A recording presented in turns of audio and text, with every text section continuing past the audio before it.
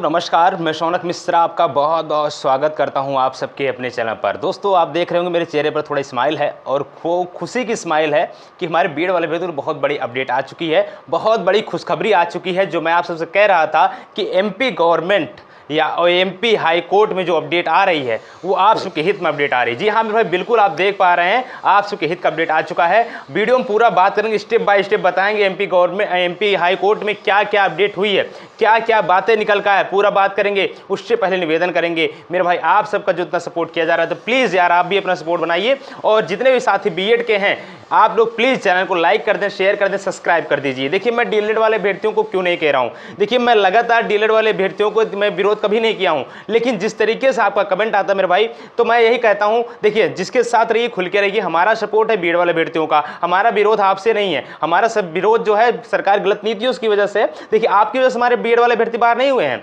हाँ, ये है कि आप उसमें एक माध्यम थे, वो अलग मैटर है, लेकिन कहीं ना कहीं सरकार की गलत नीतियां आई जिसके तहत हमारे वीडियो वाले अभ्यर्थी बाहर हुए। बहरहाल अब बात कर लेते हैं, जिसको अपडेट देने के लिए हम आए हैं। उसके पहले हम आप सबसे निवेदन करेंगे, चैनल पे आप लोग नए हैं चैनल को सब्सक्राइब कर लीजिएगा मेरे भाई, क्योंकि आप सबको इस चैनल के माध्यम से जो भी अपडेट प्रोवाइड किया जा रहा है विद ऑथेंटिक अपडेट प्रोवाइड किया जा रहा है। देखिए मेरे पास अपडेट आ चुकी है, आपको पूरा अपडेट बताएंगे। उससे पहले निवेदन करेंगे चैनल को सब्सक्राइब कर लीजिएगा। आपको पता चलिए, मैं आपको कुछ स्क्रीन पर चल रहा होगा और आपको केस की अपडेट पूरा बताएंगे। देखिए, जो आपके केस में हियरिंग चल रही थी, जो आपके कोर्ट नंबर था, कोर्ट नंबर 20 में इसकी हियरिंग चल रही थी, ठीक है ना। और जज साहब जो थे सील नागू साहब थे, अमरनाथ जी थे, दो जज साहब थे। बहुत ही शालीनता से इस केस को सुने हैं, बहुत ही आराम से इस केस को सुने हैं, बहुत बारीकियों से केस को समझे हैं। इसके बाद जो भी अपडेट आई वो दिए हैं, ठीक है।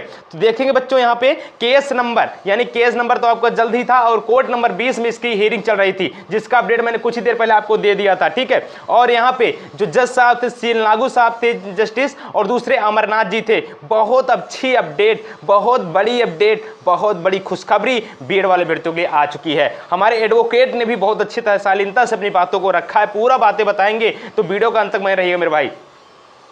यहाँ पे आप देख पा रहे हैं, आपकी स्क्रीन पे चल रहा होगा, और यहाँ पे देख सकते हैं लिखा गया है, आपके जो जस्टिस हैं, जस्टिस सील नागू साहब थे और श्री अमरनाथ जी थे, ठीक है, दोनों जस्टिस थे आपके बीच में। और यहाँ पे केस के अपडेट को लेकर बात करेंगे। तो देखिए, सबसे पहले क्या होता है कि सील नागू साहब जो आपके एडवोकेट, जो आपके जज साहब होते हैं, वो लगातार पहले केस को समझते हैं। उसके पश्चात जो आपके एडवोकेट होते हैं बीएड पक्ष के, डीएड पक्ष के, देखिए यहाँ पे वर्ग 3 यानी 1 to 5 वालों को वहाँ पे मध्य प्रदेश में डीएड बोला जाता है। तो डीएड वाले के पक्ष के एडवोकेट और बीएड वाले पक्ष के एडवोकेट दोनों लोग हाजिर रहते हैं, और वहां पे जब जज साहब पूछते हैं आखिर मैटर क्या है, क्या अपडेट निकल कर आ रहा है, ठीक है, तो पूरा अपडेट यहां पे आप देख को बता रहे हैं, ठीक है। तो बीएड के एडवोकेट से तुरंत उन्होंने कहा कि सर, ये अभ्यर्थियों को बाहर किए जाने का डीएड वाले अभ्यर्थियों के साथ अपडेट दायर की गई थी। जो बीएड वाले अभ्यर्थी पहले से कार्यरत हैं उनको बाहर किया जा रहा है, जबकि ऐसा नहीं होना चाहिए, क्योंकि राइट टू लाइफ का इसमें हनन होता है, जिसके तहत हमारे जो अभ्यर्थी अगर जॉब पा गए हैं तो वहां पे उनको बना रहना चाहिए, ठीक है।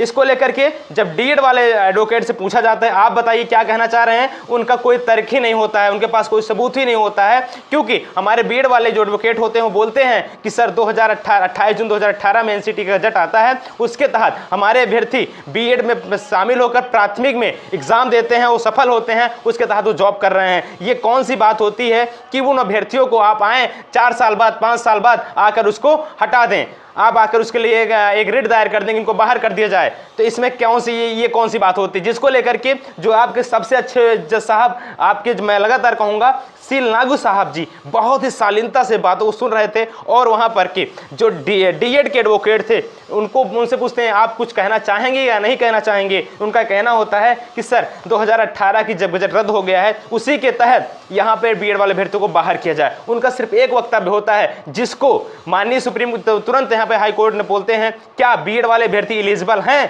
तो तुरंत यहाँ पर कहा जाता है बीएड के एडवोकेट के माध्यम से कि सर जब 2018 में ये नोटिफिकेशन आया था, ये नोटिस जारी की गई थी एनसीटी के माध्यम से, तब हमारे बीएड वाले अभ्यर्थी को तब तक यानी 11 अगस्त 2023 तक वो एलिजिबल थे, जब वो जॉब पाए तब एलिजिबल थे, जब वो परीक्षाएं दिए तब एलिजिबल थे, ज्वाइनिंग किए एलिजिबल थे। अब 11 अगस्त 2023 के बाद उनको ये बताया जा रहा है कि एलिजिबल नहीं सुप्रीम कोर्ट के माध्यम से, जिसको लेकर के डीएड के एडवोकेट उस टाइम पर कुछ नहीं बोलते हैं, ठीक।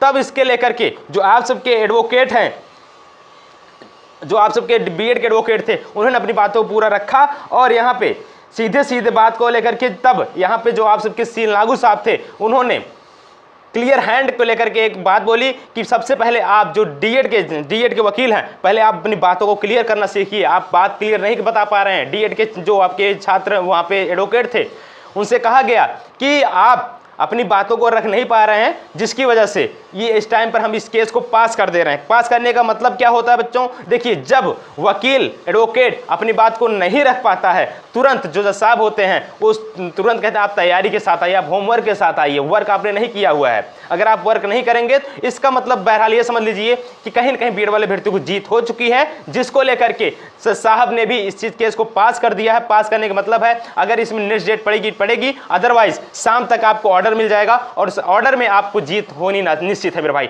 जो भी आपको अपडेट बताया गया मेरे भाई, ये पूर्णतः अपडेट इस पर लिखा गया है, ठीक है।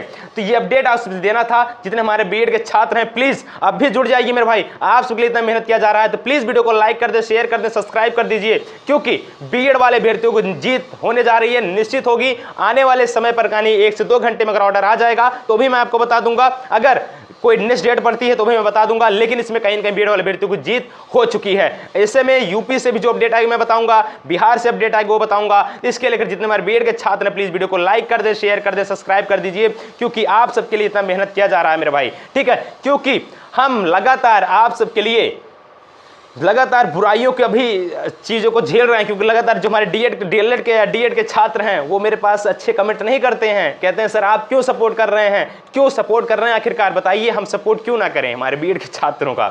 भाई देखिए, अभी मैं कुछ देर पहले एक लोग को देख रहा था, वो कह रहे हैं कि बीएड डीएलएड वाले अभ्यर्थी पीछे हट रहे हैं, आइए धरना दीजिए। भाई तुम किस बात का धरना देने आ रहे हो? बीएड अभ्यर्थी तो परेशान है कि उनको बाहर कर दिया गया है, और आप लोग धरना किस बात का देने आ रहे हैं? तो कहीं ना कहीं डीएलएड वाले अभ्यर्थी फिर से डर गए हैं, ठीक है, जिसको लेकर के लगातार हमारे अभ्यर्थी परेशान है डीएलएड के। लेकिन मैं फिर से आपसे कहूँगा मेरे भाई, आप परेशान मत होइए। बीएड वाले अभ्यर्थी अगर जीत रहे हैं तो उनको जीतने दीजिए, आपको क्या दिक्कत हो रही है? अब आप ये कहेंगे सर हमको मौका मिलना चाहिए 1 to 5, तो मिला तो है मौका, मिला है मौका आपको, कहाँ नहीं मिला है बताइए? मौका तो आपको मिला है। अगर बीएड वाले अभ्यर्थियों को आ जाने से आपको डर लग रहा है तो ऐसा नहीं होना चाहिए। देखिए, आदमी अपने जो इंसान होता है अपनी क्षमता के अनुसार जॉब पाता है।